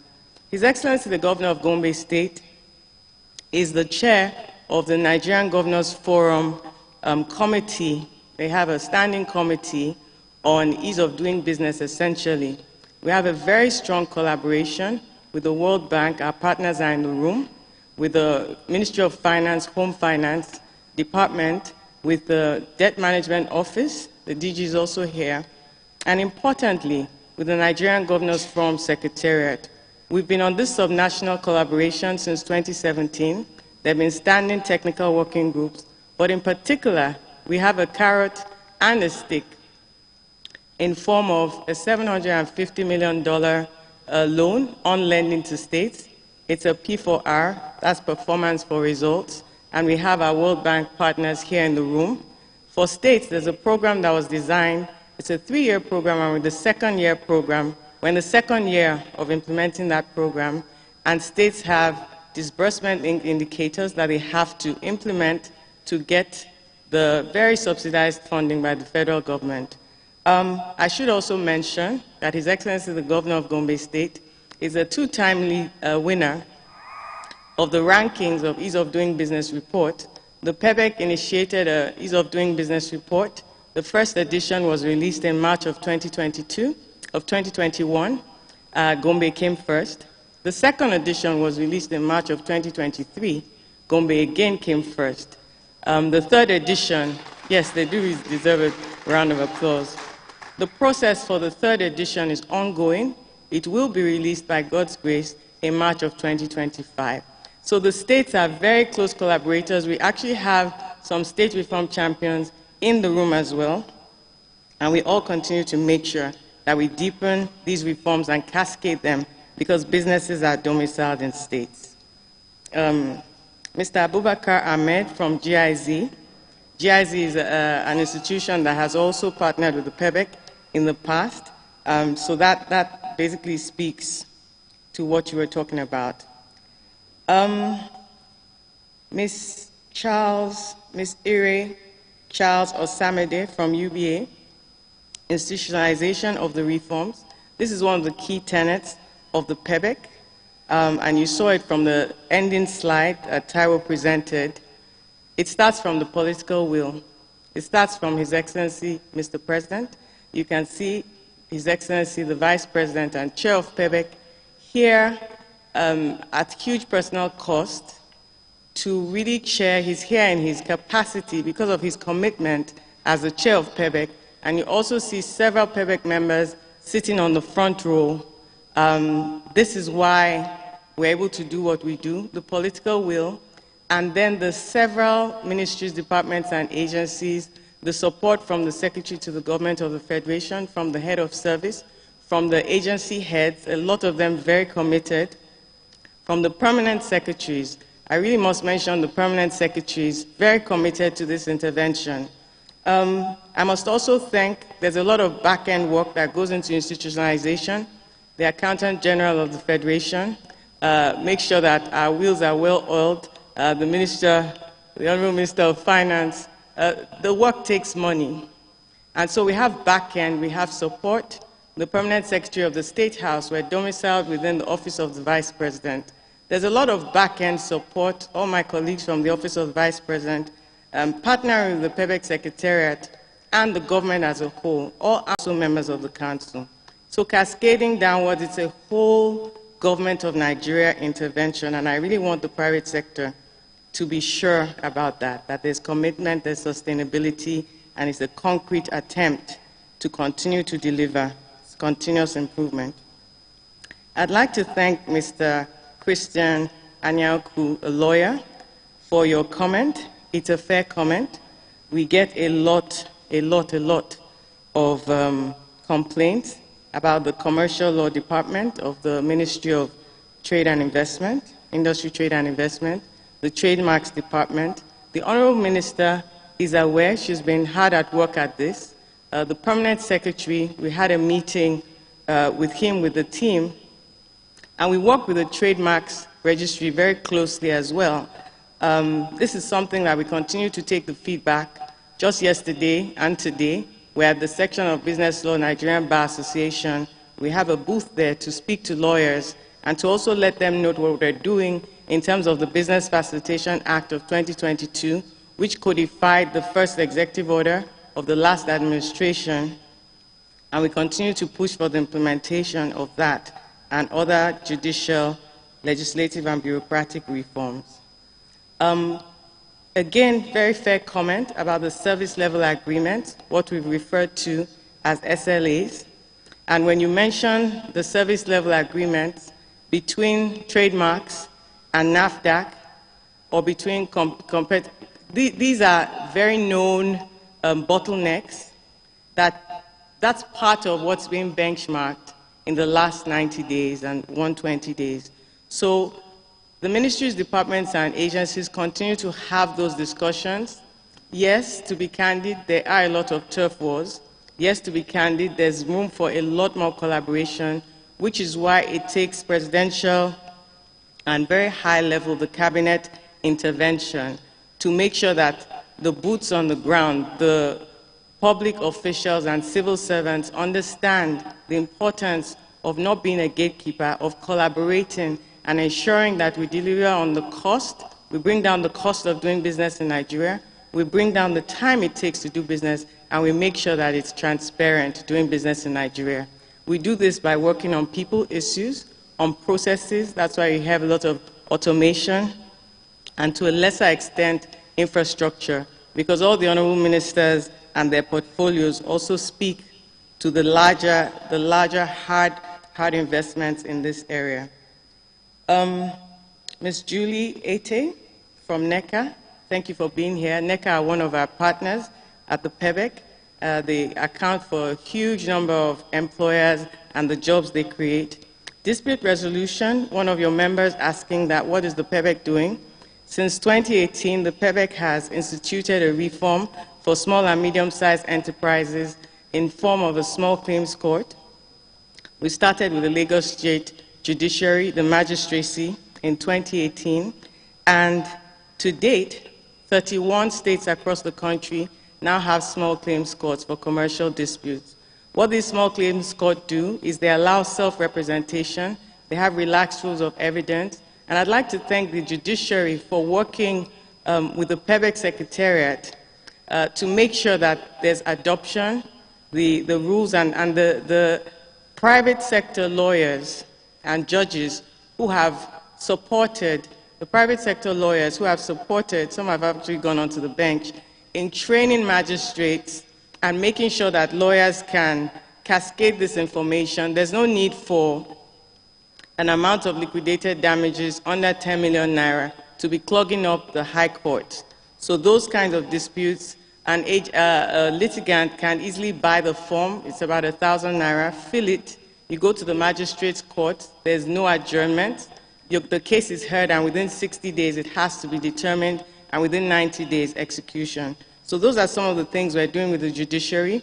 But then again, I mentioned that Justice Abubakar, Justice of the Supreme Court, is a member of the council, and there are a lot of other initiatives that are also going on in terms of judicial reforms.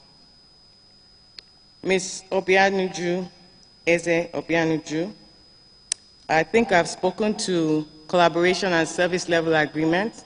You're with FAN. We know your challenges. At the airport, a lot of people think that the problems have to do with FAN, but there are several other agencies. Some are paramilitary, and so FAN is not able to engage with them at a similar level. Let me, for want of a better word, call it a bit of bullying. So FAN and the Honorable Minister of Aviation also held meetings. He couldn't be here today, but he was a very active minister on this intervention, and has also, as a member of the council, appealed to the council and members of the council that all the other agencies that work with FAN in the airports, and I guess the same goes for NPA and customs at the seaport, should all be at the same page to deliver for the Nigerian people. And Ms. Kemi Ashiru of Flour Mills of Nigeria, on standards harmonization to facilitate export promotion. I'm aware that the CEO of Nigerian Export Promotion Council is here. The representative of the CEO of Standards Organization of Nigeria is also here. These are some of the collaborative issues that we continue to discuss amongst us as colleagues through the work of the PEBEC Secretariat. With that, I think I've addressed all the questions, but we'll continue to take more. There's one more? No? Okay.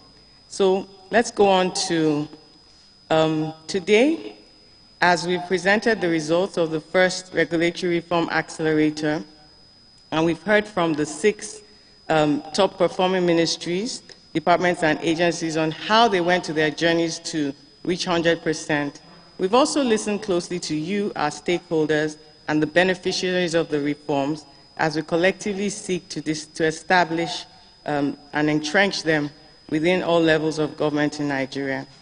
So after the past 120 days, after a slow start, we're glad to see that indeed out of 1,187 activities across 36 agencies spanning 14 ministries, 876 of them were successfully completed. So we commend the MDAs for the hard work. And these reforms are not merely, yes, you can actually clap for them. They did a lot of hard work. So the reforms are not merely cosmetic. They form a critical part of the PEBEC's mandate as an enabler for the 8-point agenda of President Bola Ahmed Tinubu's administration, particularly through concrete support to businesses operating in Nigeria. So the important issues raised here today, both in the room and online, will be distilled into further reforms for our next Regulatory Reform Accelerator, which will start in September of this year. So prior to this, the PEBEC Secretariat is already in the process of commissioning an independent empirical verification report based solely on feedback from private sector stakeholders, either corroborating or disputing the expected effect and impact of the reforms that have been delivered over the last 120 days, which will be ready and made publicly available within the next 60 days. So while we acknowledge the hard work, it's critical to recognize the complexities and the challenges that remain, both locally and globally. There have been a lot of headwinds and turbulence characterized by rapid uncertainties and changes.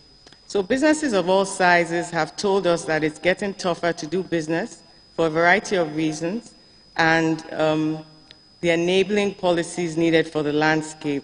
So we've recently been exposed to a few turbulent ones, like cybersecurity charges and expatriate quota levies, and we continue to assure you that Mr. President is committed to making sure that whatever it takes, we're going to get the work done.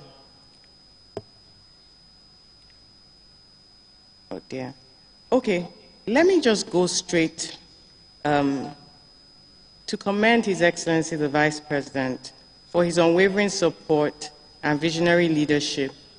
I say this particularly because he granted the 30-day extension. When you have leadership that listens, we were at 44.2% on day 90. And he granted 30 days extra, but he said the 30 days must count. And today, the agency's finished at 82.1%. So I'd like to thank you, Your Excellency, for that agility in leadership. And I'd like to just go on now to do the recognitions, because I know time is fast spent. It is therefore my honor and delight to announce the following recognitions and to please ask them to stand for applause.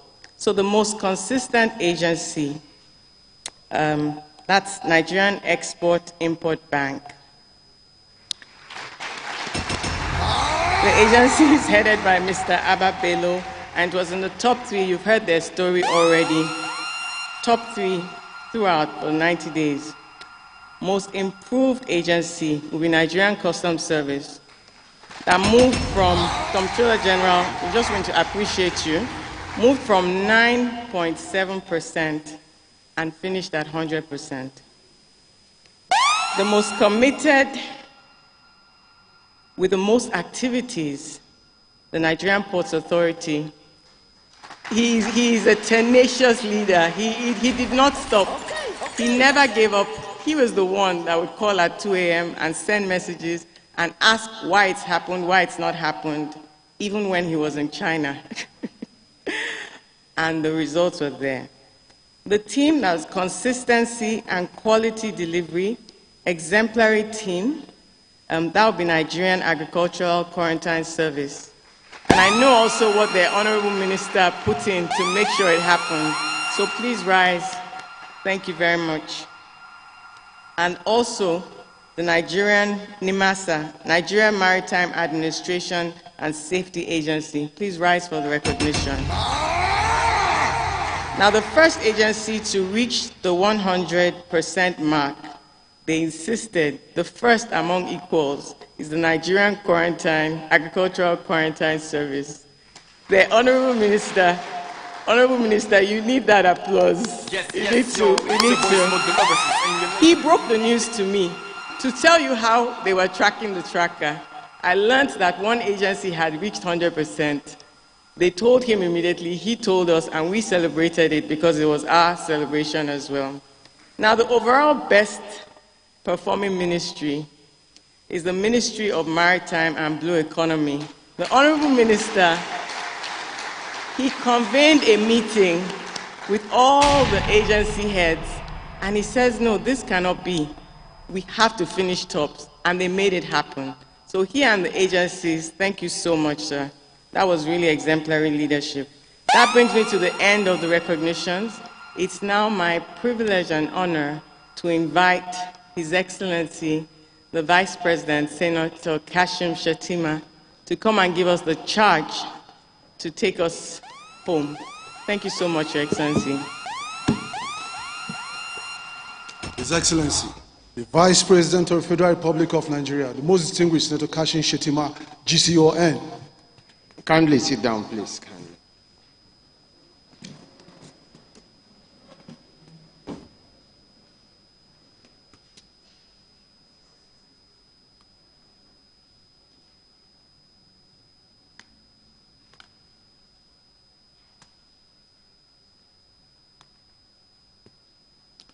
Tai was a special assistant, the senior special assistant. Wore a sneaker, and when I wore a sneaker to the NBA conference, they made a mincemeat of me.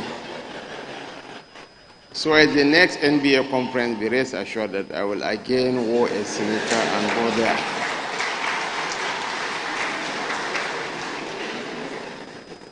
Your Excellency, the Executive Governor of Gombe State and Chairman, Northern States Governors Forum, Alhaji Muhammad Inua Yahya Damma Gombe, indeed one of the unsung heroes of the ease of doing business in Nigeria, and one of our leaders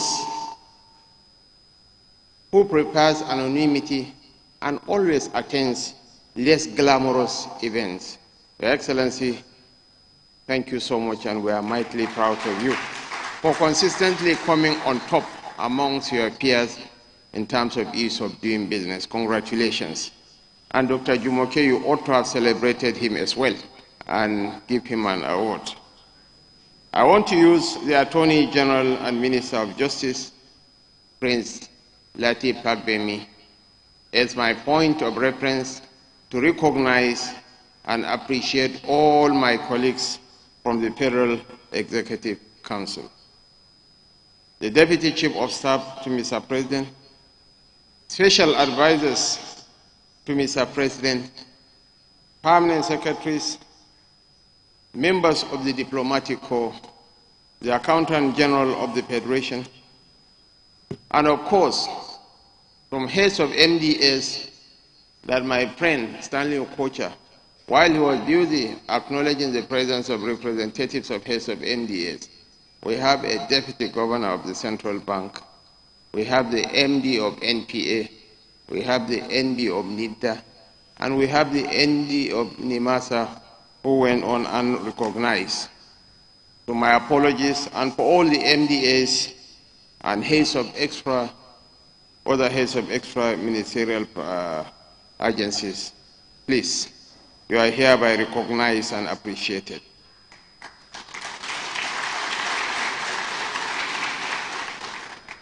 And I want to select for special recognition General Mohammed Uba Marwa. I was an undergraduate when he was the governor of my state, Borno State, in the 80s. He's an elder statesman. An elder statesman and captains of industry, members of the Diplomatic Corps, distinguished ladies and gentlemen. This meeting is not a talk show. It is a rescue mission for a nation that entrusts each of us with the critical role of creating an environment where every idea can germinate into an enduring business. Our success is not merely a matter of policy, but is measured by its impact. From the small-time trader in Kapanchan to the large corporation on Lagos Island. Today I feel the pulse of our collective desire to make this objective a reality.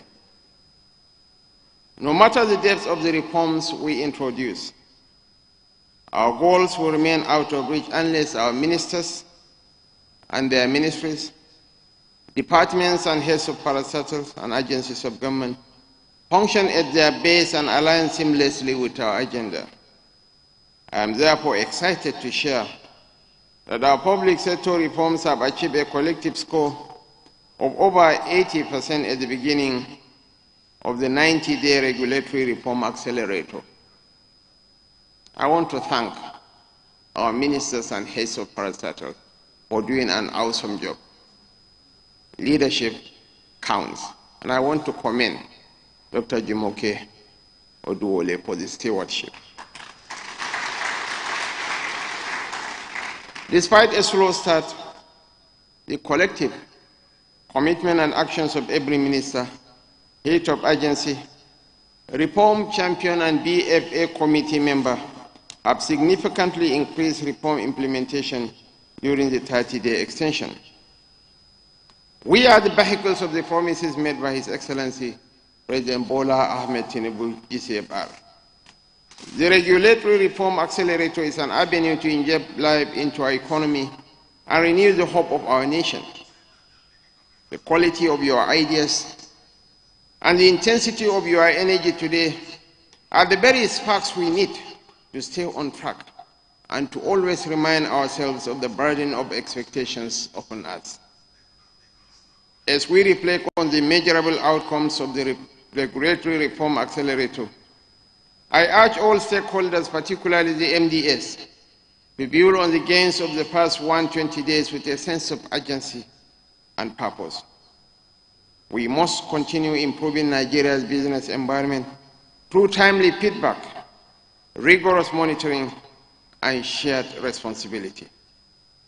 We must align with the vision of His Excellency President Bola Ahmed Tinubu GCFR and ensure that our pursuit of a business environment that fosters innovation, creativity, and productivity is built upon the pillars of the 8-point agenda. Today, we stand on a robust foundation, recognizing that achieving payback's mandate directly contributes to our shared economic prosperity as a nation. Your Excellencies, distinguished ladies and gentlemen, we have never had it so good in terms of leadership. The President means well for the nation, and most importantly, he is imbued with the skill set to drive change and progress in this country.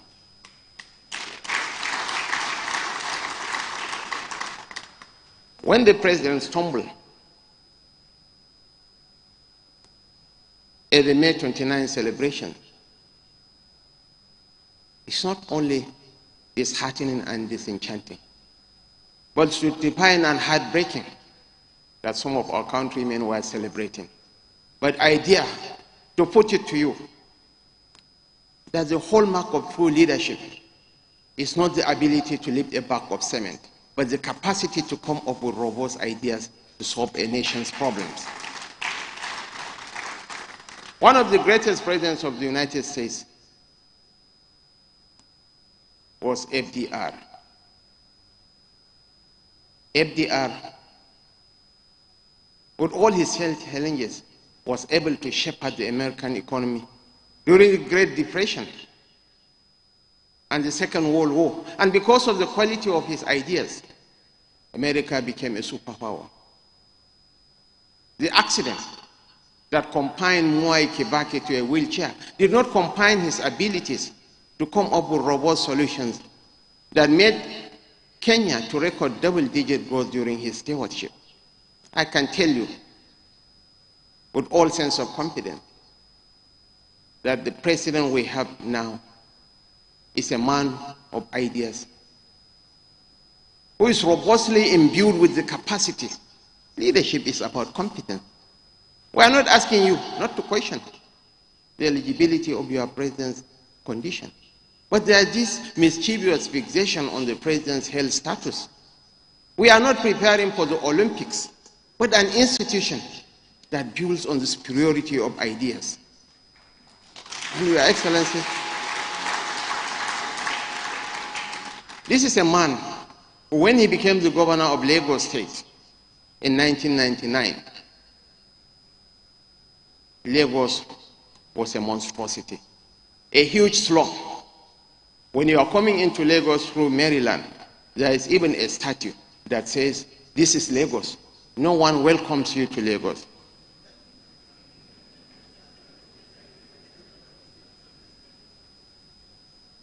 The monthly IGR of Lagos was 750 million. For us from the north, a lot of our brothers kept going to the law school in Lagos in the 80s for Pier of Lagos. The Pier of Lagos used to be the beginning of wisdom. But because of the quality of his leadership, ably assisted by the likes of the Minister of Finance,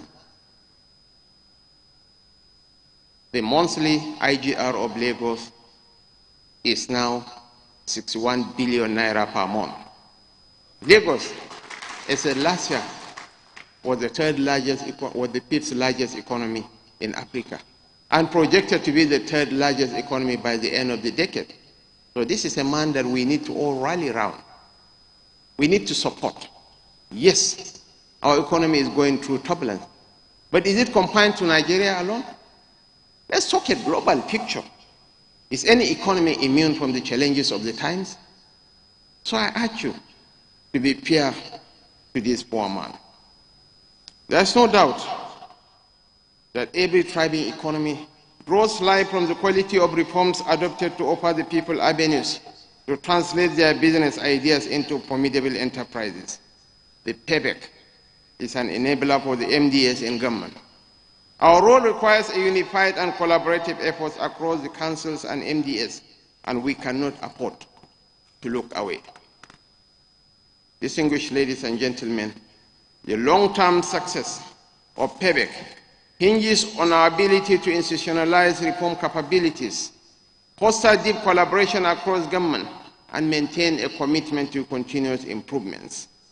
These reforms must become ingrained in the fabric of our public institutions. By doing so, we pave the way for sustained progress and lasting impact that will outlive us all, creating a better Nigeria for our children and their children afterwards. Our conscience from this point cannot rest solely on the metrics we have designed to actualize our plans. We must be driven by the dreams of every citizen who aspires to grow their business, every citizen who looks to us for direction towards a future of prosperity. These are peculiar times for developing solutions to improve the ease of doing business. We are not here to flow with the tide, but to find the direction of the wind and understand what must be done to guide the ship of our nation to the land of opportunities. I have no doubt in your nautical skills to achieve this. I wish to once again congratulate the winners and urge those struggling to rise up to the challenge of leadership. At the risk of sounding repetitive, Nigeria is the future of Africa. Wherever Nigeria goes, that's where Africa goes. The burden is on all of us. Leadership is a collective responsibility. Leadership is about making sacrifices. Leadership is about rising like the bird phoenix from the ashes to greatness. Thank you. God bless us all, and God bless the Federal Republic of Nigeria. Thank you so very much, Your Excellency. Please, distinguished ladies and gentlemen, a big round of applause for the Vice President. Thank you, Your Excellency. Your Excellency, please, we crave your indulgence. Just give us some seconds, because you will be having some group photographs with our distinguished guests.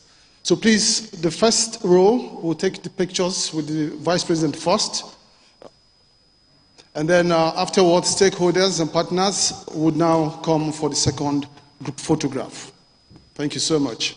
It's been such a wonderful day. Special thanks to all the organizers. Special thanks to our partners, our media partners, stakeholders, the guests, our panelists, each and everyone that has been a part of this very, very, very educating and, of course, highly entrepreneurial program. Well, thank you so much, and may God continue to guide and protect us. See us some other time, but for now, we say thank you very much, and God bless us all.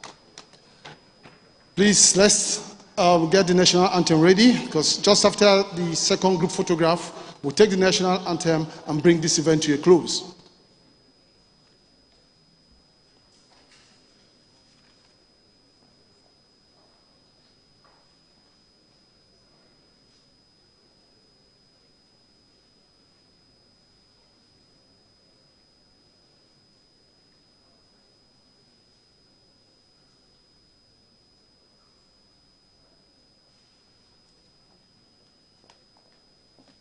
Thank you so much. May we now invite other stakeholders to please kindly come join us. Welcome back from the live telecast. We'll now continue with our regular programs. Stay tuned.